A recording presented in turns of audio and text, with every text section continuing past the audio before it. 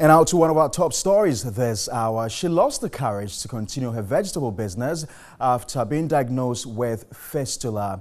After a successful reconstructive surgery, however, 40-year-old Mma Fulera is back in business with higher aspirations. Mma Fulera is now an ambassador of fistula and is selling the news of reconstructive surgery to women living with the condition in the northern region.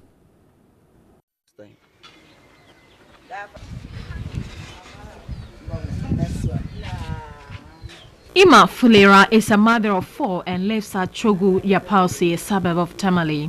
She suffered the fistula condition during delivery and lost her 5th child. She is the first wife of her former husband Yakubu. Fulera recounts how her 5th birth took another twist. Her labor began at midnight and she had to bear the pains till dawn when she was sent to the Tamale Teaching Hospital. A cesarean section became the only option for Fulera. Her days on admission after delivery got her worried, as that had never happened. She sought for answers and then was told she had the fistula condition and had to use diapers. A catheter was inserted to contain the urine and then she was discharged. She was stigmatized and her husband asked her to leave his house because of her condition. She had no option than to leave for a family house and visit the clinic for treatment.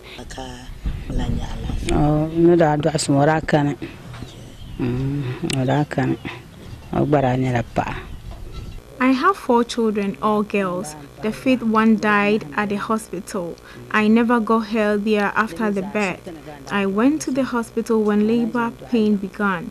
I labored throughout the entire night. Then the doctors recommended a cesarean section. It was after the operation that I noticed the defect in my urinary system. I could not go out after the situation. I stayed in the hospital for 40 days and was discharged to go home. She lost all friends because of her condition. I stayed indoors weeping because even my neighbors would not come close to me, especially those at the market. But hope was kept alive. Under the United Nations Population Fund Fistula Project, she was among the first batch of women to undergo reconstructive surgery in Accra. Nurses at the Tamale Teaching Hospital never told me my case could be corrected through surgery until one day a brother told me about it. But he was not sure of the hospital that does the surgery. So I contacted a medical officer at the teaching hospital who told me of an impending visit of a foreign team. Today, Mma Fulera is back to the market. I have never missed the chance of telling women in this condition about the surgery. Many women are not aware of the surgery, and some have died in the condition. Between 50 and 100,000 new cases are recorded each day, whilst about 2 million women in Africa, Asia and Latin America are living with fistula condition. The condition is said to be prevalent in areas with high mortality rates where 2 or 3 pregnancies result in fistula. You just heard the sad story of Mma Fulera, who's now going about her business and daily activities. Now, so like I mentioned earlier on, today's International Fistula Day. It's the International Day to End Obstetric Fistula. It's a day initiated by the United Nations. And just to give you a bit of background to the condition, now obstetric fistula occurs as a result of prolonged obstructed labor. Now when the head of the baby is not able to pass through the pelvis of the woman. Right. So a hole is created between the bladder and the female genital, which causes the woman to leak either feces and urine through the female genital. Now, of course, 50 to 100,000 women develop fistula every single year. The UNFPA has supported more than 85,000 fistula repair surgeries since 2003 and more than 15,000 cases in 2016 alone. Just a bit of background to the fistula condition there.